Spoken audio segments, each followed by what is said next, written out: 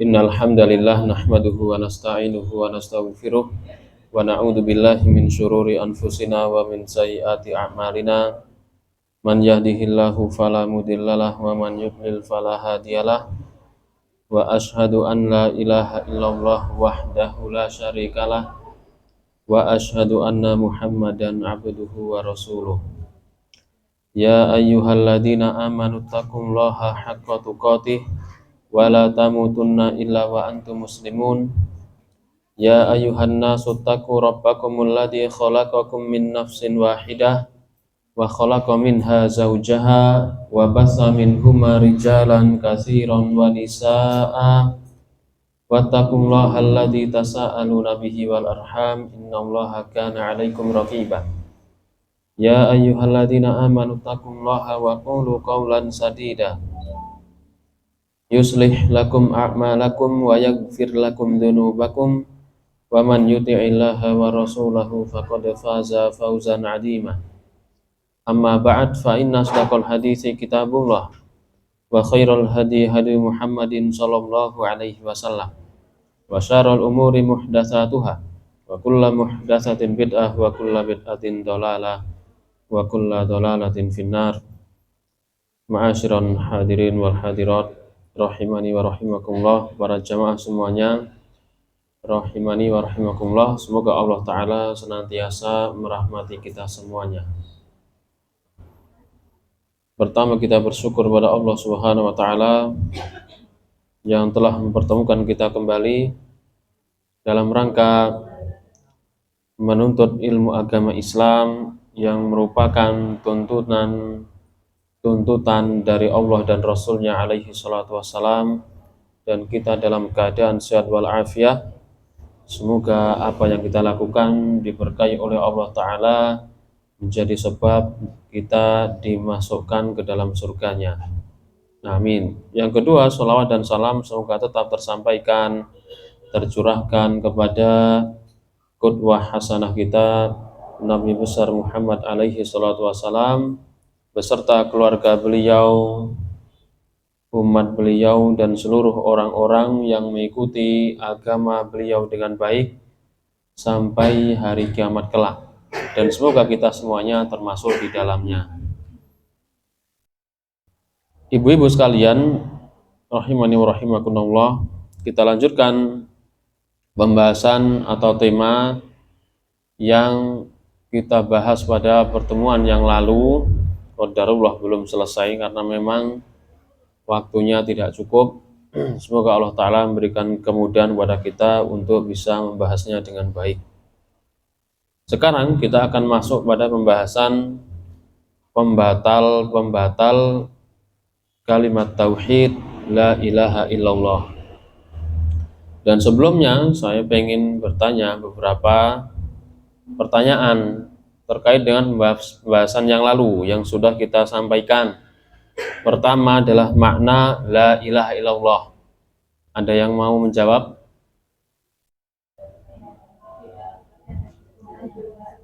Tidak ada Tuhan yang berhak disembah kecuali Allah Subhanahu wa Ta'ala. Ini makna yang didukung dengan dalil Al-Quran dan Sunnah, pemahaman sahabat, dan pemahaman dengan bahasa Arab sudah kita sampaikan, kita jelaskan pada pertemuan yang lalu. Yang kedua, la ilaha illallah atau kalimat tauhid punya rukun. Jumlahnya ada 2. Iya ya. Jumlahnya ada pinten 2. Loh, kan 3 lagi wah. 2. Nopo? Peniadaan dan penetapan. Peniadaan pada kata la ilaha, penetapan pada kata illallah. Nah, kemudian yang ketiga adalah syarat-syarat kalimat tauhid atau syarat la ilaha illallah. Ada berapa niki? Ada 7.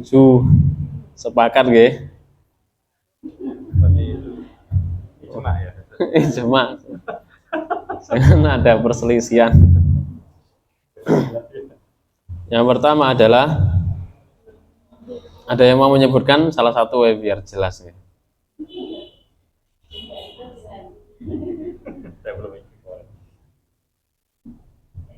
Al-ilmu, kemudian yakin, kemudian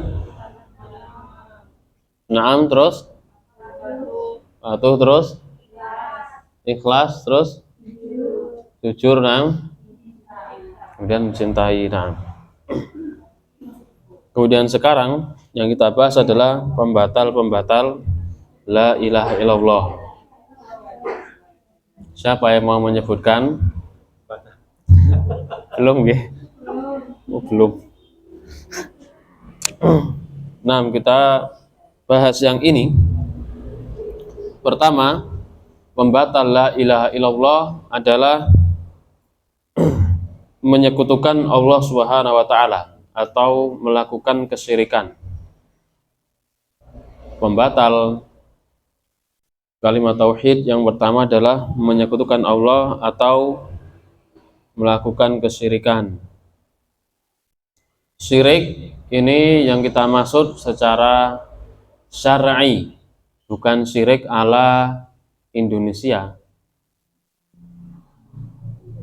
Ini orang tetangganya baru beli mobil, motor, kipas angin, mesin cuci. Nah, kamu jangan syirik. Bukan syirik ini. Jadi ada beberapa kata dalam bahasa Arab itu sama dengan bahasa Indonesia, tapi dimaknai berbeda. Seperti kata-kata syirik, seperti juga kata-kata sombong, seperti juga kata-kata fitnah. Ini beda, ada banyak perbedaan ya, tidak sama sekali. Nah ini syirik ini maksudnya adalah memberikan ibadah kepada selain Allah Subhanahu wa taala. Secara ringkas, syirik itu menyerahkan atau memberikan ibadah kepada selain Allah Subhanahu wa taala. Padahal ibadah itu adalah hak khusus bagi Allah Subhanahu wa taala. Tidak boleh seorang dia menerima ibadah selain Allah Subhanahu wa taala. Artinya, apapun yang kita lakukan dari ibadah-ibadah, apapun itu namanya, baik ibadahnya berupa ucapan seperti berzikir, bersolawat, dan lain sebagainya, atau bisa berupa perbuatan, sholat, mungkin membantu orang lain, meringankan beban tetangga, birrul walidain, dan lain sebagainya, atau ibadah berupa ibadah yang ada dalam hati seperti rasa cinta kepada Allah Subhanahu wa taala, berharap kepada Allah, takut kepada Allah, dan lain sebagainya. Ibadah ini semua harusnya normalnya, idealnya diberikan pada Allah saja. Kalau dipalingkan, diserahkan, diberikan pada selain Allah, maka itu dinamakan kesyirikan. Nah, kesyirikan ini yang dia menjadikan merusak atau membatalkan kalimat tauhid la ilaha illallah. Contohnya berdoa kepada selain Allah, beristighosah. Istighosah ini minta tolong kepada Allah pada waktu yang darurat. Istighosah minta tolong pada waktu yang darurat. Misal juga bertawakal kepada selain Allah Subhanahu wa taala, bertawakal kepada jimat atau susuk atau gelang, kalung, dan lain sebagainya, atau dia menyembelih kepada selain Allah. Kalau daerah saya itu ada acara rutin di pantai selatan, Ngeliap, Balai Kambang, Sendang Biru, dan yang lain sebagainya. Itu biasanya ada acara menyembelih hewan dan juga makanan-makanan kepada Nyi Roro Kidul. Ini merupakan perbuatan yang terlarang. Dihadiri oleh banyak orang, tidak terkecuali kalau itu yang melakukan orang Hindu biasa, karena banyak juga orang Hindu datang, iya, tapi kaum muslimin juga ikut. Ini yang ya sangat kita sayangkan. Semoga Allah Ta'ala memberikan hidayah kepada mereka semuanya dan kita. Maka kesyirikan pada Allah Subhanahu wa taala ini membatalkan kalimat tauhid la ilaha illallah dan hukumnya terlarang. Ini dosa besar yang paling besar. Allah Subhanahu wa taala berfirman, "Innallaha la yaghfiru an yushraka bihi wa yaghfiru ma duna dzalika liman yasha." Sungguhnya Allah Subhanahu wa taala tidak akan mengampuni dosa syirik, dan Allah masih mengampuni dosa selain syirik bagi orang yang dikehendaki oleh Allah. Jadi seorang kalau dia meninggal dunia kemudian masih membawa dosa syirik dan belum bertobat, maka dia meninggal dunia tidak diampuni oleh Allah dan dia akan masuk neraka dan kekal di dalamnya. Maka bagi kita semuanya sama, saya dan panjenengan semua harus bertobat kepada Allah Subhanahu wa taala atas dosa-dosa yang sudah pernah kita lakukan, yang dulu banget sudah lama atau yang kemarin-kemarin, maka semuanya harus ditobati kepada Allah Subhanahu wa taala. Kenapa? Karena terkait dengan hal ini, orang kalau dia misalnya melakukan kesyirikan 10 tahun yang lalu, dia pernah menyembelih ayam atau yang lainnya untuk kuburan keramat misalnya. Kemudian berlalu waktu, berlalu zaman sampai sekarang, tapi dia belum bertaubat kepada Allah Subhanahu wa taala. Kemudian meninggal dunia. Maka dosa yang dahulu itu masih dibawa ketika dia mati berarti dia mati membawa dosa syirik gitu loh ya. Kalau orang meninggal dunia membawa dosa selain syirik, itu masih bisa ada kemungkinan diampuni. Misalnya orang pernah berdusta, durhaka pada orang tua, waliyadzubillah. Kemudian dia meninggal dunia, padahal perbuatan dosa dilakukan sudah 15 tahun yang lalu. Kemudian meninggal dunia hari ini. Tapi dia belum bertobat dari membunuh, mungkin berjudi, mungkin mencuri, dan lain sebagainya. Ketika dia meninggal dunia, maka ada kemungkinan. Kemungkinan pertama, Allah akan mengampuninya langsung dan dia masuk surga. Kemungkinan yang kedua, Allah akan mengazabnya dulu dalam rangka dia mempertanggungjawabkan dosanya di neraka sesuai dengan kadarnya, katakanlah 50 tahun misalnya. Setelah itu dia diangkat ke surga, dia masuk surga.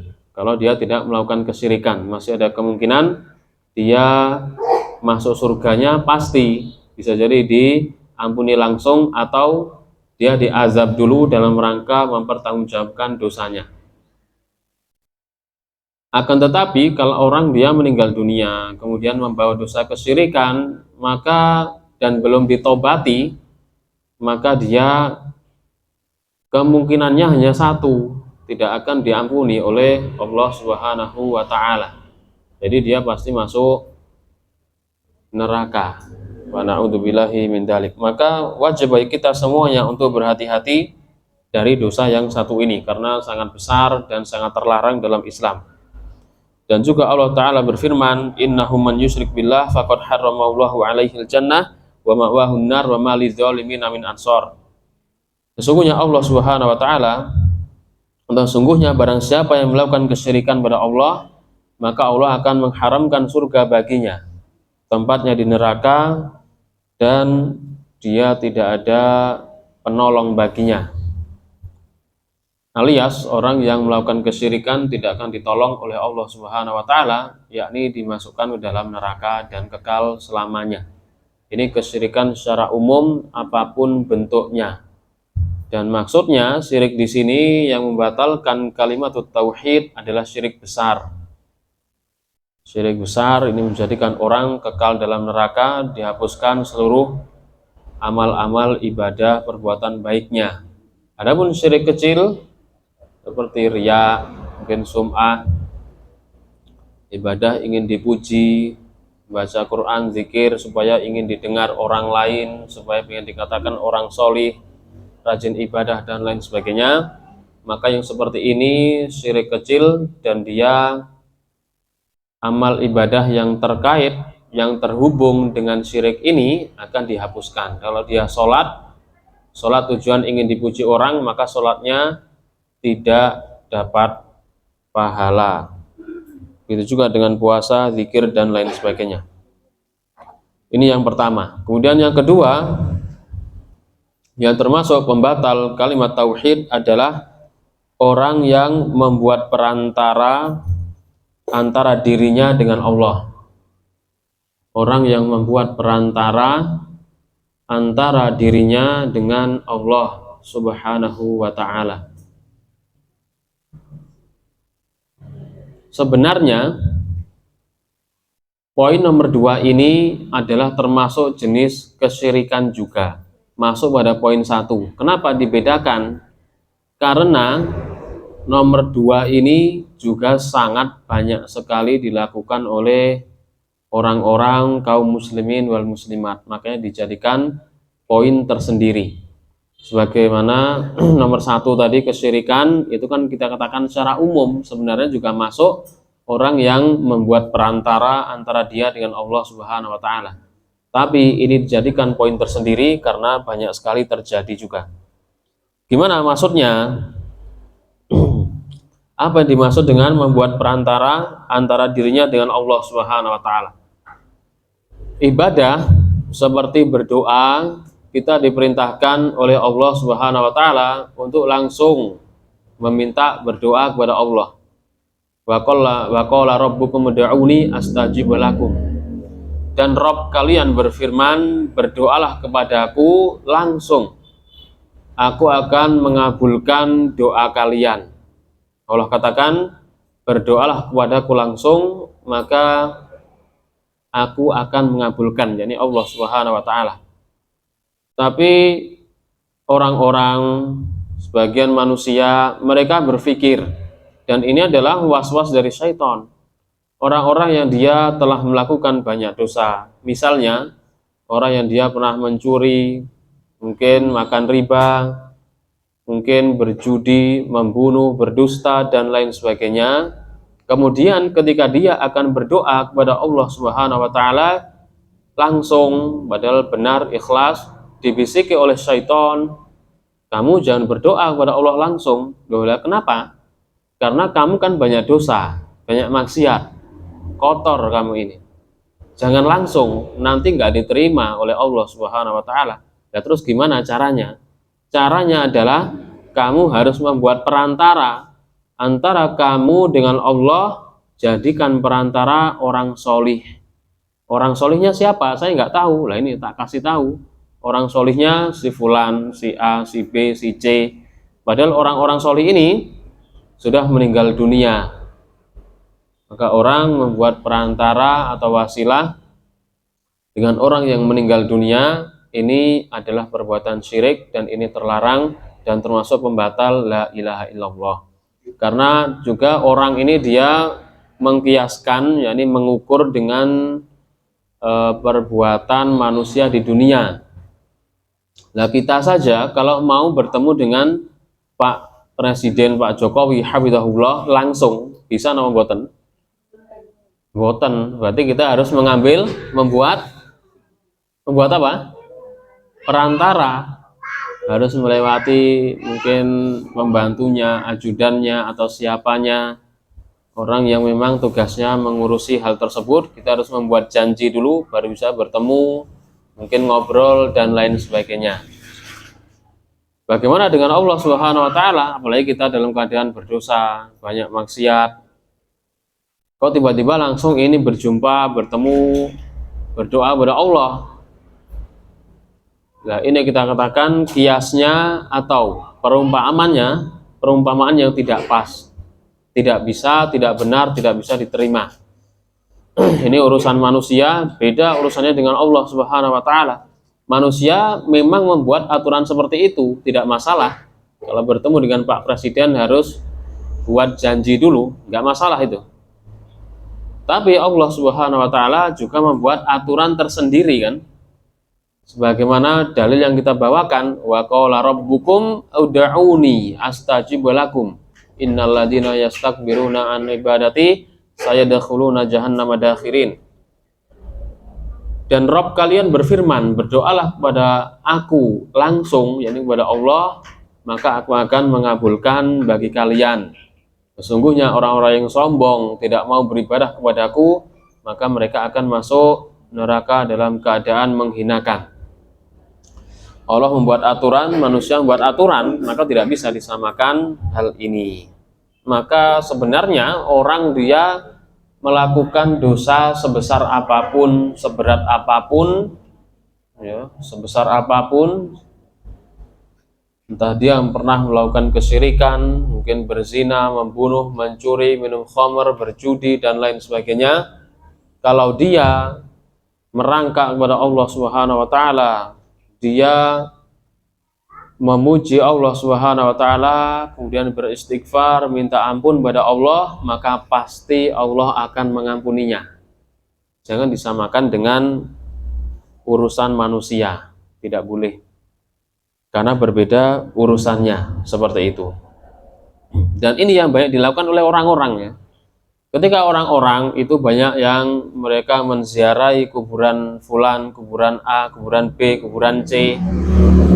Sebenarnya mereka juga paham, mereka juga mengerti, saya tidak beribadah, menyembah, meminta kepada orang yang meninggal dunia di dalam kuburan, tapi saya ingin menjadikan mereka sebagai perantara antara saya dengan Allah Subhanahu wa Ta'ala. Karena kalau saya berdoa langsung, ini kemungkinannya kecil dikabulkan oleh Allah, dan itu kan persangkaan manusia saja gitu loh, ya. Maka saya membuat perantara dengan meminta kepada wali A, wali B, wali C, supaya dia yang menyampaikan doa saya kepada Allah. Ini merupakan hal yang tidak benar dan hal yang keliru. Ini perlu kita perhatikan. Allah yang memerintahkan kita untuk berdoa kepadanya langsung. Dan kalau seandainya kita dibolehkan untuk mengambil perantara dalam berdoa, maka hanya 3 caranya. Yakni ada 3 cara kita mengambil perantara atau wasilah dalam berdoa. Yang pertama adalah dengan Asmaul Husna, nama-nama Allah atau sifat-sifat Allah. Yang kedua adalah dengan amal solih, amal solih. Yang ketiga dengan orang solih yang masih hidup. Kalau kita ingin mengambil perantara, wasilah, maka bisa dengan 3 hal ini, dan ini boleh, silakan. Pertama dengan Asmaul Husna, maksudnya adalah kita kan biasanya berdoa kepada Allah langsung. Nah, kita kalau ingin berdoa dengan Asmaul Husna, maka dibolehkan. Maksudnya, misal kita ingin supaya Allah mengampuni dosa-dosa kita, maka kita cari nama Allah yang Maha Pengampun, Al-Ghafur, Al-Ghaffar. Sebut dulu nama Allah, Ya Ghaffar atau Ya Ghafur, ampunilah dosa-dosa saya, keluarga saya. Jadi sebelum kita meminta, kita mengambil perantara atau wasilah gitu loh. Paham ya? Yang kedua adalah dengan amal solih. Amal solih apa? Terserah, yang penting amal solih. Misalnya, seorang dia tiba-tiba pagi-pagi berwudu, setelah berwudu dia sholat duha 2 rakaat. Jam 8 tadi misalnya. Dia sholat duha 2 rakaat. Setelah itu, setelah selesai dia berdoa kepada Allah. Ya Allah, saya sudah melaksanakan sholat duha 2 rakaat ikhlas karena Engkau, bukan karena ingin mendapatkan pujian atau sanjungan manusia. Tolong lariskanlah dagangan saya. Boleh namboten? Boleh. Jadi kita tawasul dengan amal solih. Paham nggih jenengan? Alhamdulillah. Ora paham, balik ae. Jangan ya. Tas lungguh, mureh. Maksudnya bisa tanya orang yang sebelahnya, insya Allah paham. Yang ketiga, tawasul dengan orang solih. Yang kalau tawasul dengan orang solih ini, syaratnya dia orang solih yang hidup dan dia bisa mendengar atau mengetahui atau memahami permintaan kita. Misalnya adalah dahulu ketika zaman Umar bin Khattab radhiyallahu taala anhu, beliau memimpin,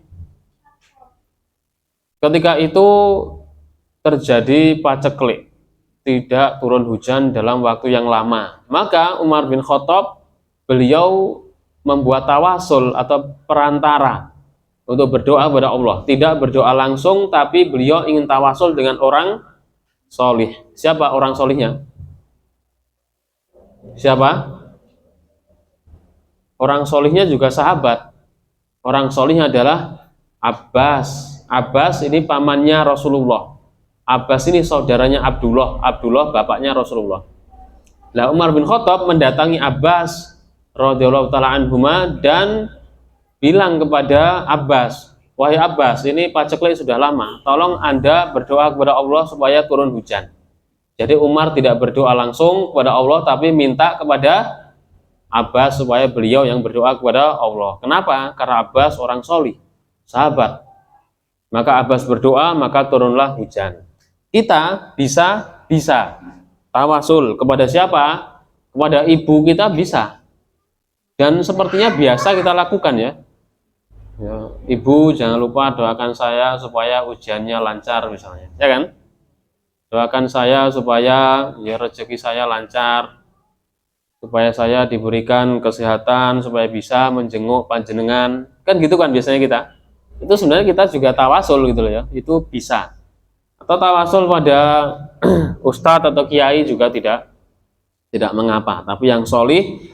Kemudian juga disyaratkan orangnya hidup dan orangnya mendengar.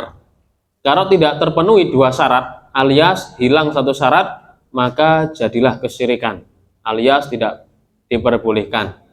Orangnya harus hidup. Kalau kita tawasul dengan orang yang meninggal dunia di kuburan, maka tidak boleh. Atau kalau orangnya hidup tapi orangnya tidak bisa mendengar, saya ingin tawasul tapi orangnya di Kalimantan, tidak dengan telepon, saya cuma manggil-manggil aja, wahai Ustadz A, ini saya lagi ya banyak hutang, tolong lancar doa kepada Allah, lancarkan rezeki saya. Boleh no boten? Boten, karena syaratnya kalau tawasul dengan orang solih, dia harus hidup dan dia mendengar atau tahu permintaannya. Seperti itu. Dan orang-orang kebanyakan itu kalau tawasul tidak menggunakan tiga hal ini, tiga macam tawasul ini.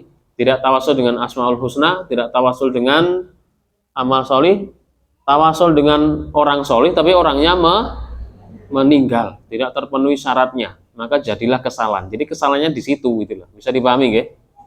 Nggih, enggak paham, nah. Mboten tanya. Sapa sing ngomong pulang loh. Nah, iki. Kemudian selanjutnya yang ketiga adalah termasuk pembatal la ilaha illallah, kalimat tauhid, tidak mengkafirkan orang-orang yang kafir atau musyrik, tidak mengkafirkan orang-orang yang kafir atau musyrik, atau meragukan kekafiran mereka. Tidak mengkafirkan orang-orang yang musyrik atau kafir, atau meragukan kekafiran mereka, atau membenarkan agama mereka. Ini juga termasuk pembatal kalimat tauhid la ilaha illallah. Jadi memang harus kita katakan bahwasanya yang benar agama Islam, adapun yang lainnya itu adalah agama yang keliru alias salah. Bukan sebagaimana persangkaan orang-orang ya. Ada juga yang mereka berpikiran kalau agama Islam itu punya surga sendiri, agama Hindu punya surga sendiri, agama yang lain punya surga sendiri. Lah ini keliru ya. Ini tidak benar. Maka memang kita harus mengkafirkan orang-orang yang telah dikafirkan oleh Allah Subhanahu wa taala. Seperti itu. Tidak boleh tidak, karena ini merupakan dalil nas Al-Qur'anul Karim dan sunnah Rasul alaihi salatu wassalam. Misalnya Allah Subhanahu wa taala berfirman, innal ladzina kafaru min ahlil kitab wal musyrikina fi nari jahannam. Sesungguhnya orang-orang kafir dari kalangan ahlul kitab wal musyrikin. Ahlul kitab itu Yahudi dan Nasrani. Kalau musyrikin itu selain Islam, Yahudi, Nasrani, maka itu namanya musyrikin. Apapun namanya, entah yang beragama atau tidak, entah punya agama atau tidak. Innalladzina kafaru min ahlil kitab wal musyrikin. Di sini oleh Allah Subhanahu wa taala dibagi. Orang kafir itu ada dua jenis. Orang kafir ada dua macam. Ada ahlul kitab dan ada musyrikin. Ahlul kitab Yahudi Nasrani, kalau musyrikin berarti selain Yahudi Nasrani Islam, maka dia musyrikin. Kata Allah, mereka semua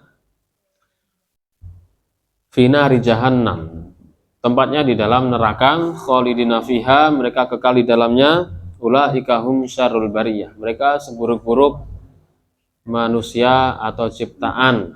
Ini Allah Subhanahu wa taala yang menyatakan, memberikan hukum bahwasanya mereka adalah orang-orang yang kafir. Berarti kita juga harus mengkafirkan, meyakini orang-orang Yahudi, Nasrani kafir, bukan Islam, musyrik, menyembah selain Allah, menyembah Allah dan menyembah selain Allah, atau agama yang lainnya, Konghucu dan lain sebagainya, atau yang agama-agama yang tidak kita ketahui namanya, seperti kalau nggak salah ada namanya agama Sikh atau Sing apalah itu ya, orang India itu juga agama. Nah, mereka juga termasuk musyrikin. Kita katakan mereka orang-orang yang kafir. Dan juga dahulu juga ada agama pengikut dari Nabi yang mengaku Nabi dari India juga, Mirza Ghulam Ahmad, agama apa? Ahmadiyah. Maka kita katakan Ahmadiyah juga bukan Islam, mereka kafir.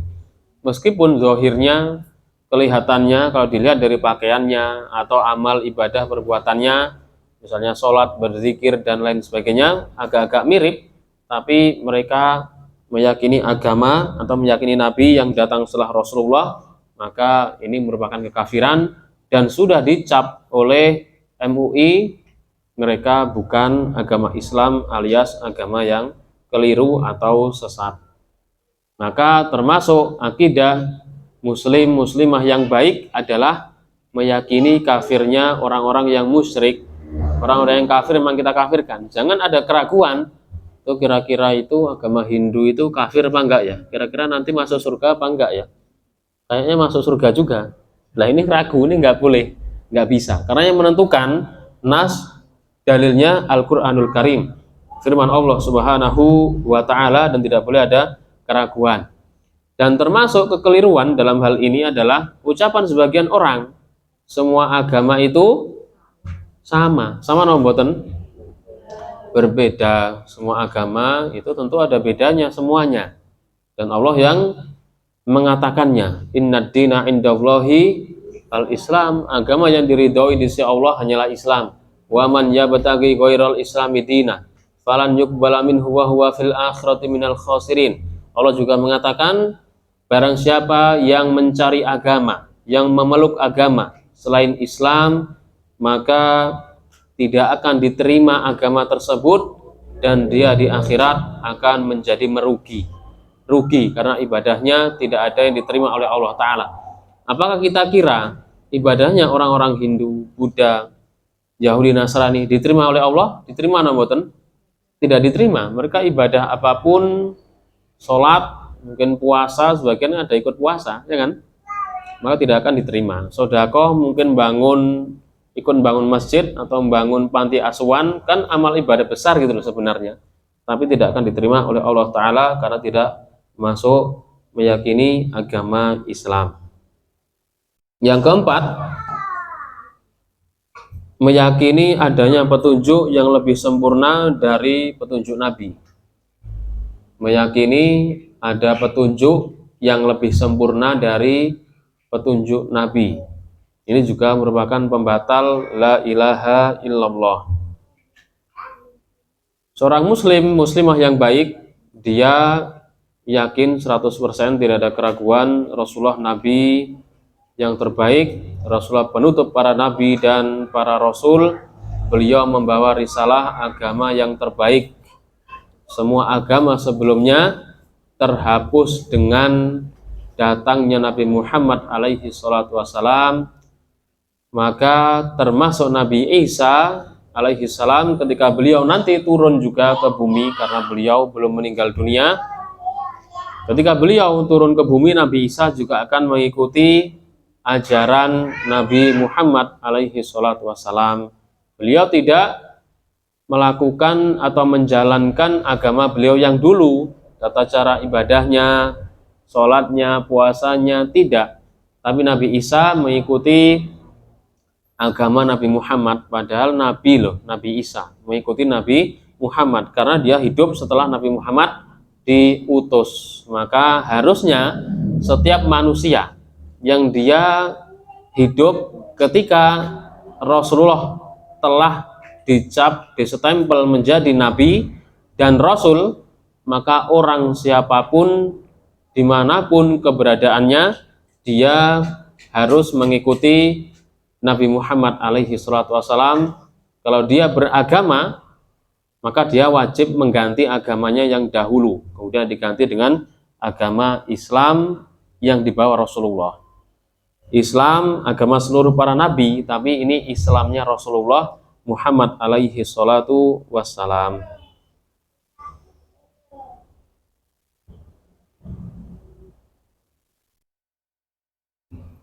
Dan juga hukum Rasulullah adalah hukum Allah. Hukum Allah adalah hukum Rasulullah. Maka segala sesuatu yang dibawa oleh Rasulullah alaihi salatu wassalam pada dasarnya itu adalah yang diinginkan oleh Allah Subhanahu wa taala agar dijelaskan dan disampaikan kepada seluruh manusia. Rasulullah menyampaikan sholat seperti ini, yaitu yang diinginkan Allah Subhanahu wa taala. Rasulullah menyampaikan bahwasanya bersolawat itu seperti ini caranya, itu yang diinginkan oleh Allah Subhanahu wa taala. Rasulullah menjelaskan bahwasanya tata cara berwudu, bertayamum, mandi besar, kemudian manasik haji, umroh seperti itu sudah yang diinginkan oleh Allah Tabaraka wa taala, dan tidak boleh bagi kita untuk membuat-buat, menambah, mengurangi yang dibawa oleh Rasulullah. Karena Rasulullah adalah utusan Allah, beliau dapat wahyu ilahi yang datang dari Allah, terkadang langsung, terkadang melalui perantara malaikat Jibril. Dan juga Allah Subhanahu wa taala menjelaskan bahwasanya wa man lam yahkum bima anzalallahu faulaika humul kafirun. Barang siapa yang tidak memutuskan hukum, tidak berhukum dengan apa yang Allah turunkan, maka mereka adalah orang-orang yang kafir. Ini secara umum. Di ayat yang lain Allah juga katakan wa man lam yahkum bima anzalallahu faulaika humuz zalimun. Barang siapa yang tidak berhukum, menetapkan hukum dengan hukum Allah, maka dia adalah orang yang zalim. Dan juga wa man lam yahkum bima anzalallahu faulaika humul fasikun. Barang siapa yang tidak berhukum dengan hukum Allah, maka dia termasuk orang yang fasik. Dan hukum Allah adalah hukum Rasulullah, hukum Rasulullah adalah hukum Allah, dan mencakup segala hal yang terkait wahyu ilahi yang datang dari Al-Quran atau Sunnah. Maka sebenarnya hukum Allah Subhanahu wa taala itu tidak disempitkan pada perkara-perkara pemerintahan seperti potong tangan. Hukum Allah atau bukan? Hukum Allah. Kemudian juga kalau minum khamr dicambuk, hukum Allah bukan? Hukum Allah Subhanahu wa taala. Kemudian sholat 5 waktu, hukum Allah atau bukan? Termasuk hukum Allah juga. Masuk kamar mandi, toilet dengan kaki kiri duluan, hukum Allah bukan? Hukum Allah Subhanahu wa taala. Maka hukum Allah adalah syariat Islam itu sendiri. Tidak kita persempit hanya pada hukum pemerintahan, tidak, tapi secara umum semuanya. Kemudian yang kelima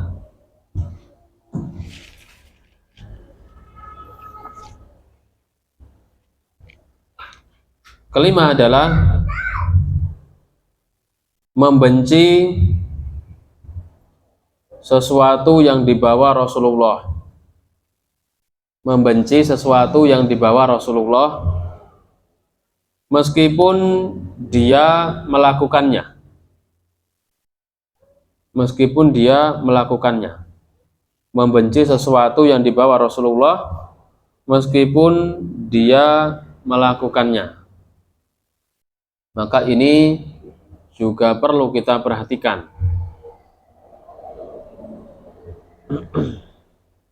Maka termasuk syarat la ilaha illallah yang sudah kita sebutkan, yang ada 7 adalah mencintai.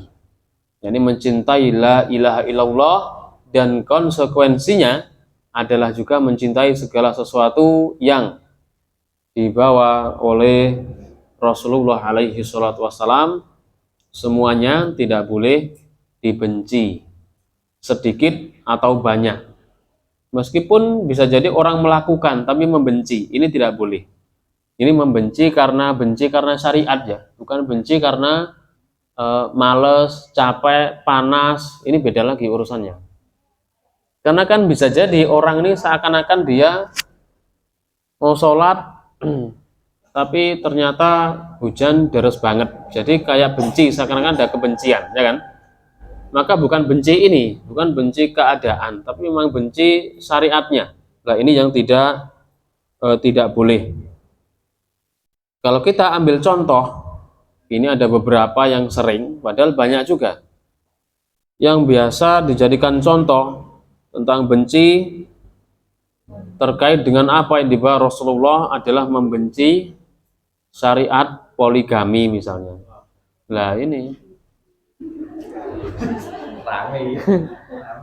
rame angel lagi syariat poligami. Ya kita katakan itu syariat Islam. Nah kita apa? Nyapa ibu-ibu udah ngomong dewe.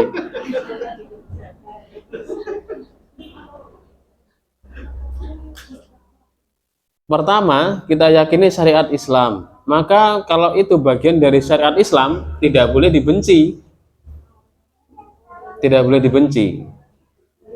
Kemudian yang kedua, kalau orang perorangannya, misalnya seorang muslimah perempuan, beda urusannya kalau dia belum siap. Kalau dia memang belum siap, maka dipersiapkan. Loh.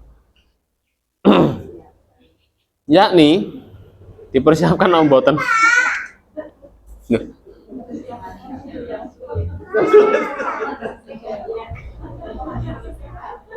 Ramen Kalau belum siap sebenarnya tidak ada masalah. Tidak poligami, nggak ada masalah, sama sekali nggak masalah gitu ya. Tapi jangan dibenci syariatnya dan juga orangnya yang melakukannya. Itu tidak ada masalah sama sekali. Ini tolong diperhatikan.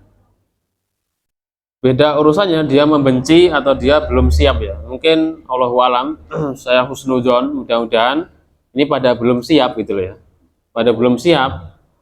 Karena kalau dia membenci, maka dia termasuk melakukan pembatal keislaman tadi. Membenci syariat Islam. Ini tidak diperkenankan, tidak diperbolehkan. Harusnya dia mencintai semuanya secara umum. Dan memang terkadang hal seperti ini butuh dijelaskan. Karena terkadang kita hanya mendengar saja sekilas, tahu sedikit, kemudian langsung menghukumi. Ini kita katakan tidak bisa sebenarnya. Tidak bisa seperti ini. Maka terkait dengan syariat Islam, seorang muslim, muslimah yang baik, dia harus mencintainya, meridhoinya, dan tidak membencinya sama sekali, sedikitnya atau banyaknya. Dan juga yang lain termasuk misalnya yang biasa dijadikan contoh adalah terkait perbedaan antara laki-laki dan perempuan pada beberapa hal. Misalnya pekerjaannya, keluar rumahnya kan dibedakan. Kemudian juga terkait pembagian warisan juga dibedakan. kita katakan juga sama, semuanya merupakan syariat Allah Subhanahu wa taala, disampaikan Rasulullah alaihi salatu wasalam, dan tidak ada masalah sama sekali sebenarnya. Dari mana kita lihat? Kita lihat dari para sahabat. Kalau kita pengen tahu muslim muslimah yang baik, lihat saja para sahabat. Para sahabat ini telah menerapkan Islam dengan baik dan benar. Mereka orang yang paling terbaik dari umat-umat Nabi Rasul yang lainnya. Maka kita contoh mereka sahabat, tidak ada yang protes atau membenci syariat Islam, baik poligaminya, pembagian warisannya, dan lain sebagainya, tidak ada sama sekali. Mereka orang yang sangat patuh, tunduk pada Allah dan Rasulnya. Makanya mereka dikatakan oleh Allah Tabaraka wa Ta'ala, wasabiqunal awwaluna minal muhajirin wal ansor. Orang-orang yang pertama kali masuk Islam di kalangan muhajirin, orang-orang sahabat kota Mekah yang hijrah ke Madinah, wal ansor, ansor adalah sahabat kota Madinah, dan orang-orang yang mengikuti mereka dengan baik. Kata Allah Subhanahu wa taala, radhiyallahu anhum wa radu'an. Allah ridha pada mereka dan mereka ridha pada Allah. Wa a'adda lahum jannatin tajri tahtahal anhar. Dan Allah telah menyediakan surga yang banyak, yang di bawah surga ada air-air yang mengalir, ada sungai yang mengalir. Khalidina fiha abada, mereka hidup kekal di dalamnya. Dzalikal fauzul azim, itu kemenangan yang besar. Jadi para sahabat itu telah dijamin surga oleh Allah Subhanahu wa taala secara umum. Kenapa? Karena ketundukan mereka yang luar biasa terhadap syariat Islam, dan hendaknya kita juga seperti itu. Maka terutama ini yang kita ingatkan, memang ibu-ibu membenci syariat poligami tidak boleh. Tapi kalau memang belum siap, tidak mengapa, tidak masalah gitu loh. Kalau membenci maka tidak diperkenankan, tidak dibolehkan. Dan juga terkait hak-hak yang lain juga sama. Perempuan dilarang terlalu sering keluar rumah kalau nggak ada keperluan. Ini juga perlu diperhatikan demi kemaslahatan. Nah, siap nggih? Siap. Siap. Nomor 6, menghina Islam. Sopo? Nomor 6, menghina Islam. Menghina ini secara langsung terang-terangan atau dengan cara bersenda gurau. Sama, terang-terangan tidak boleh, meskipun bersenda gurau dengan Islam atau sebagiannya juga tidak diperbolehkan. Tidak boleh kita mengolok-olok bersenda gurau terkait dengan Allah atau Rasulullah atau Al-Quran atau agama Islam atau malaikat atau ya tentang syariat secara umum, sholat, zakat, puasa, atau balasannya, surga, nerakanya, tidak boleh sama sekali. Kalau kita mau bersenda gurau, bercanda, sebenarnya boleh dalam Islam, selama tidak berlebihan. Tapi jangan bersenda gurau yang kaitannya dengan Islam, dengan Allah, Rasulnya, atau ibadahnya, sholat, zakat, puasa, haji, atau dengan balasannya, surga, neraka, dan lain sebagainya, maka tidak diperbolehkan. Ada ayat yang menjelaskan hal ini. Allah Subhanahu wa taala berfirman, "Wala in sa'altahum yalayaquluna innama kunna nakhudhu wa nal'ab." Wahai Rasulullah Muhammad, seandainya engkau bertanya pada orang-orang itu, jadi orang-orang yang bercanda waktu itu, bercanda tapi bercanda tentang Allah dan Rasulullah gitu. Tentang Rasulullah dan para sahabat. Dijadikan bahan bercandaan, dijadikan bahan bercandaan. Kalau engkau tanya pada mereka, mereka pasti akan menjawab, sungguhnya kami ini hanya bercanda gitu loh. Kami hanya main-main, kita nggak sengaja, bukan sengaja menghina, tidak. Tapi kata Allah Subhanahu wa taala, "Qul abillahi wa ayatihi wa rasulihi kuntum tastazi'un?" Apakah kalian bercanda ini dengan nama Allah, Rasul, atau yang lain sebagainya? Kenapa harus kalian bercanda, bersenda gurau dengan nama Allah atau Rasulnya? Kenapa? La ta'tadiru, jangan kalian beralasan. Qad kafartum ba'da imanikum, kalian telah kafir setelah keimanan kalian. Maka kalau kita bercanda silakan, tapi jangan dikaitkan dengan Allah dan Rasulnya alaihi salatu wassalam, atau yang terkait dengan agama Islam secara umum. Kemudian yang ketujuh, melakukan sihir. Melakukan sihir juga termasuk pembatal keislaman atau pembatal la ilaha illallah. Ini sihir yang asli sihir, yakni maksudnya kerjasama dengan jin. Karena terkadang disebut sihir kan terkadang cuma kecepatan tangan atau sulap gitu ya, sulap atau apa namanya itu, cuma kedustaan saja, ya kan? Seperti yang sempat terjadi di Blitar kemarin viral itu. Gus ya, Pak?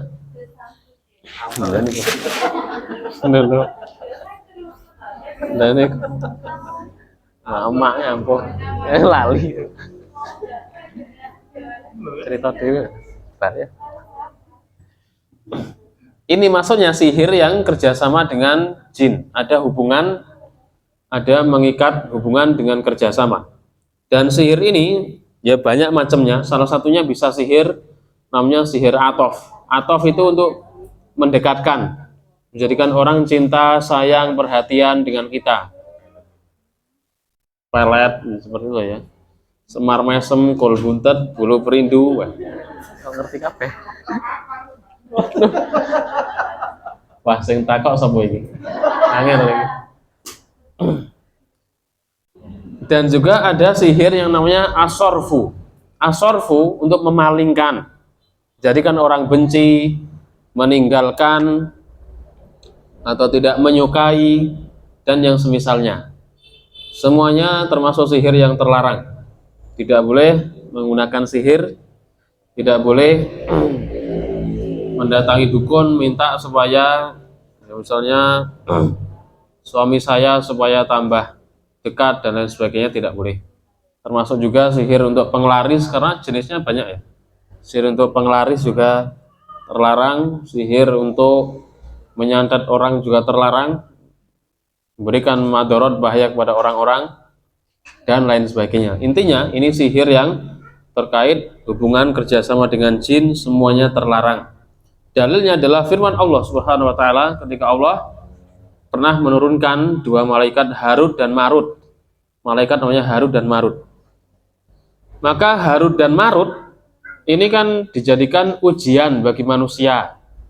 Dijadikan ujian bagi manusia mengajari sihir itu kan.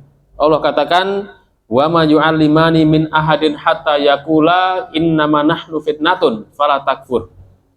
Harut dan Marut mengatakan, tidaklah mengajarkan sihir kepada seorang kecuali mereka katakan dulu, mereka jelaskan dulu, saya ini sebagai ujian lah ya, saya ini sebagai fitnah ujian.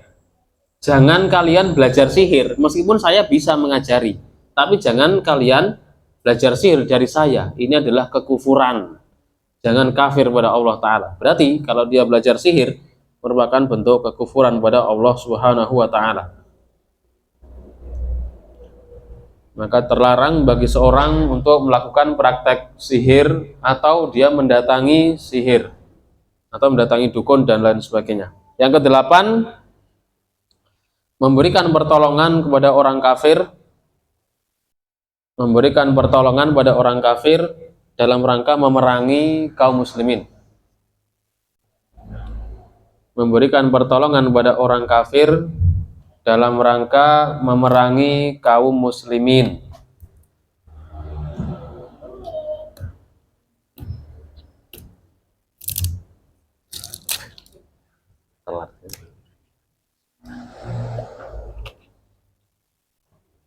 Ini adalah hal yang terlarang. Kerjasama dengan orang kafir tidak masalah. Urusan dunia, hutang piutang, jual beli, gadai misalnya, nggak ada masalah.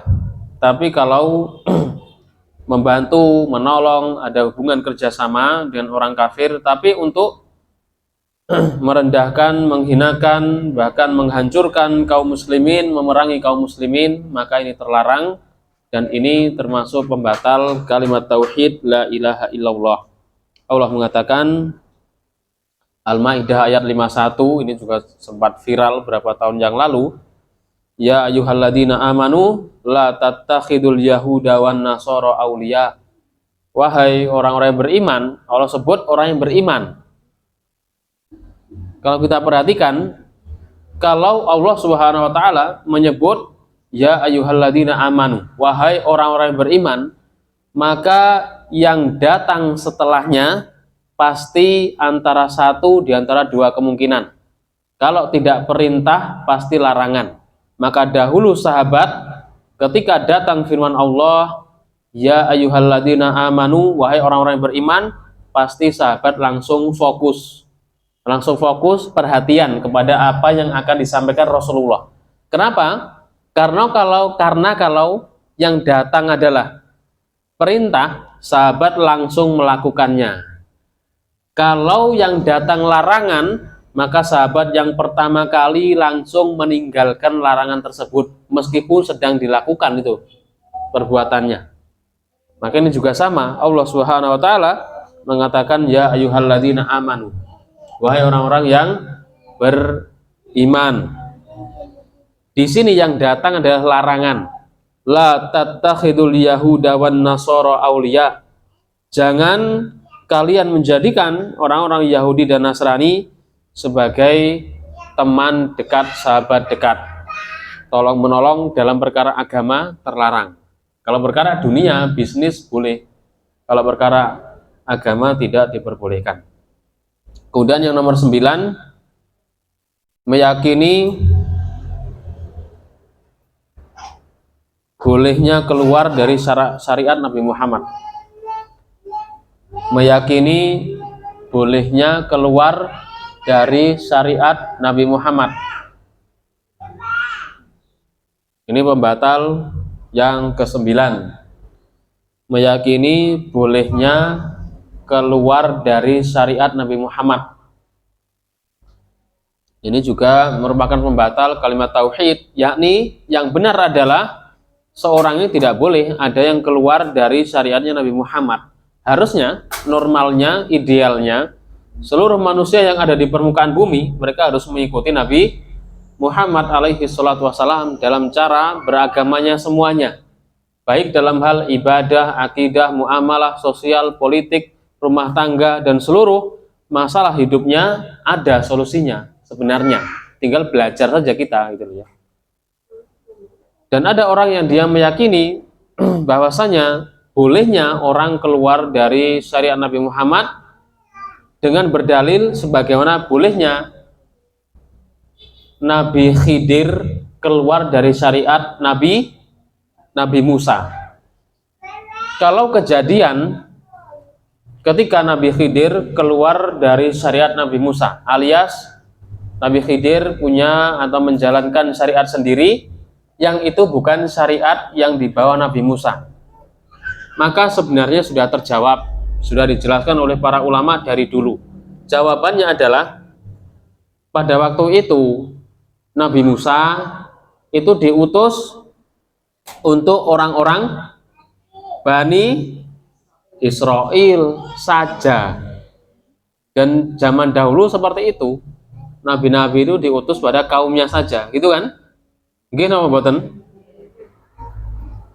Nabi Musa diutus untuk Bani Israel saja. Selain Bani Israel tidak mengikuti agama yang dibawa Nabi Musa, gitu. Dan termasuk Nabi Khidir kan bukan Bani Israel, jadi tidak ikut agama Nabi Musa, nggak ada masalah memang seperti itu. Kalau dikiaskan, ditimbangkan dengan orang boleh keluar dari syariat Nabi Muhammad, karena Nabi Khidir boleh kok, Nabi Muhammad berarti juga boleh, jadi nggak masalah saya keluar dari syariat Nabi Muhammad. Kita katakan tidak bisa ditimbang seperti ini. Kalau Nabi Musa diutus hanya untuk Bani Israel, kalau Nabi Muhammad alaihi salatu wassalam diutus hanya untuk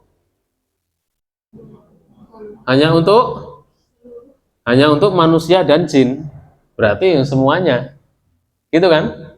Berarti sebenarnya ada atau boleh nggak orang yang keluar dari syariat Nabi Muhammad? Jawabnya tidak boleh, tidak bisa dikiaskan atau ditimbang dengan perbuatan Nabi Khidir, praktek beliau yang keluar dari syariat Nabi Musa. Karena perkaranya berbeda. Nabi Musa diutus untuk Bani Israel, sedangkan Nabi Muhammad alaihi salatu wassalam diutus bagi seluruh manusia dan jin.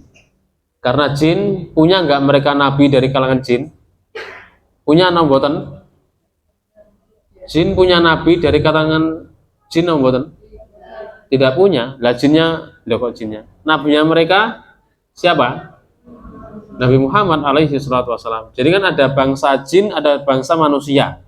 Lah, nabinya terakhir dari bangsa manusia, yaitu Nabi Muhammad alaihi salatu wassalam. Makanya para jin, mereka juga harus ikut ngaji juga seperti kita ini. Dan bisa jadi di samping panjenengan, di belakangnya itu banyak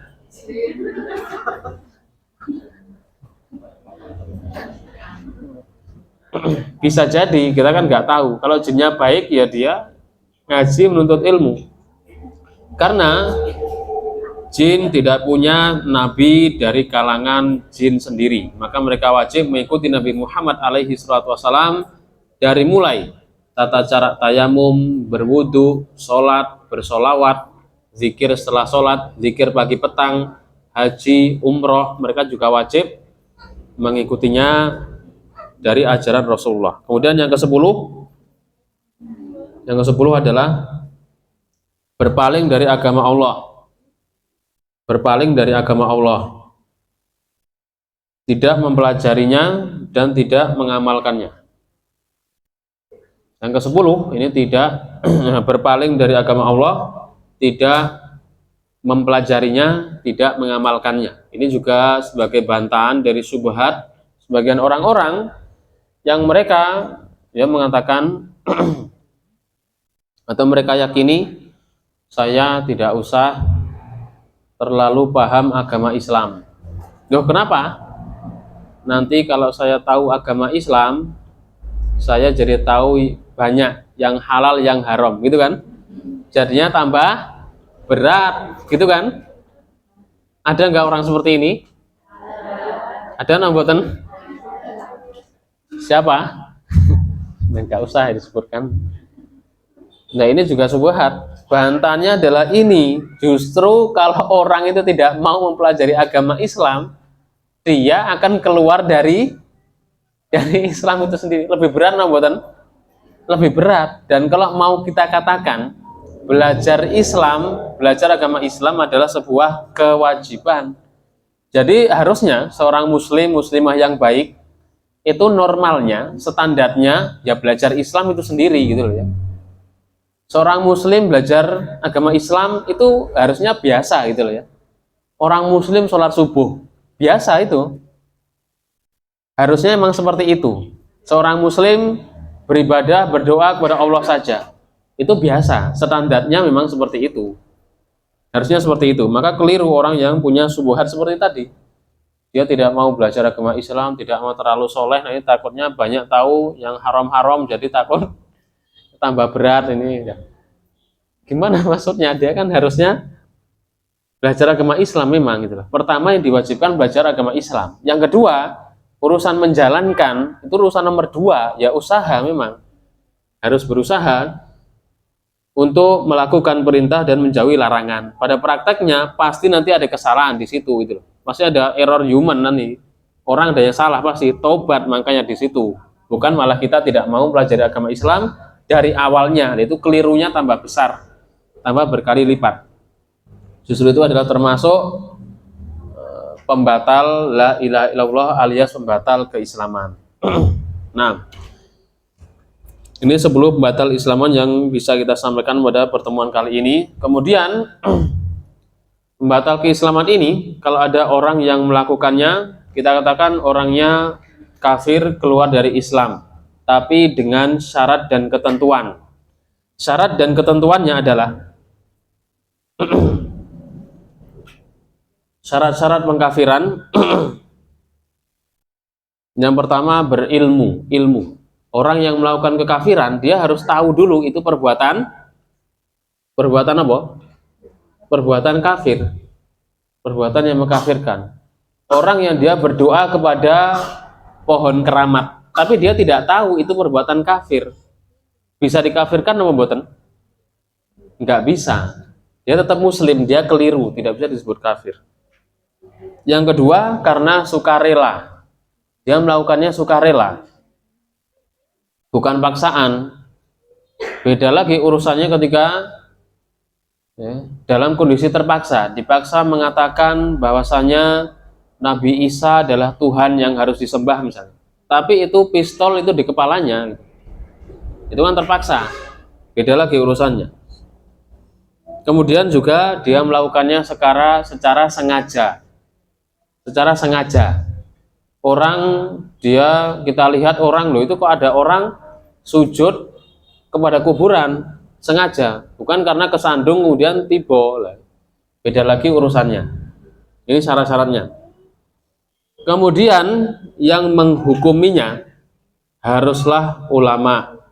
Tidak boleh ketua yayasan, ketua takmir masjid, ketua ormas, tidak boleh. Urusan kafir mengkafirkan termasuk urusan yang sangat berat sekali, bukan urusan orang perorangan.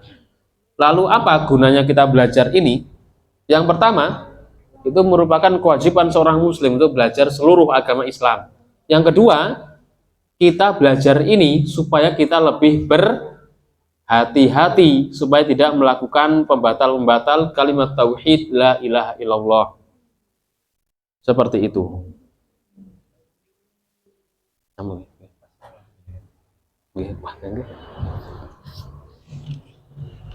Ini yang bisa kita sampaikan, kurang lebihnya saya mohon maaf. Semoga apa yang kita lakukan pada pagi hari ini diridhoi, dicintai oleh Allah Subhanahu wa taala, menjadikan berat amal kebaikan kita di akhirat kelak, dan saya berdoa semoga Allah taala memasukkan kita dalam surganya tanpa azab dan tanpa hisab. Amin. Aqulu qouli hadza wa astaghfirullah li wa lakum. Subhanakallahumma bihamdika asyhadu an la ilaha illa anta astaghfiruka wa atubu ilaik. Wassalamualaikum warahmatullahi wabarakatuh.